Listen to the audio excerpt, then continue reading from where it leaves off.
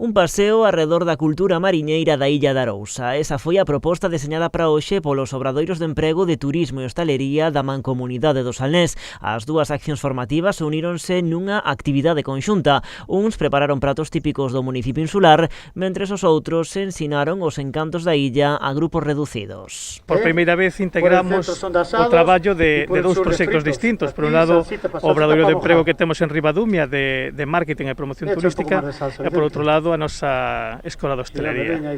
Estamos facendo aquí un show cooking sobre elaboración de platos tradicionais e a maiores os alumnos do obradoiro de emprego de marketing e promoción están facendo unhas rutas turísticas, dúas rutas diferentes aquí no concello da Illa. Na parte gastronómica, o alumnado do obradoiro instalou hoxe os seus fogóns no Muelle de Pau. Prepararon receitas moi saborosas a base de produtos ben coñecidos na illa. Decidimos salir á calle e dar a conocer a gastronomía propia de cada concello.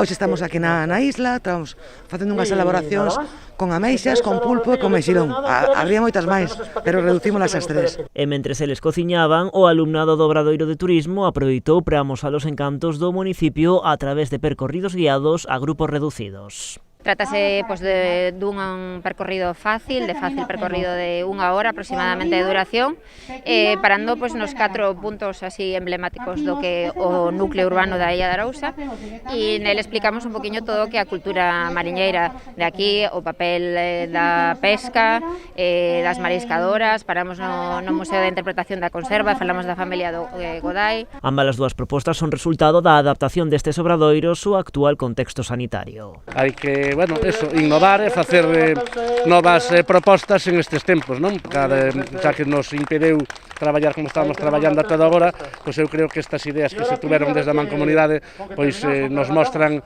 as ganas de traballar que hai en estes sectores, non? A xornada rematou co reparto de menús entre o público que asistiu ao show cooking.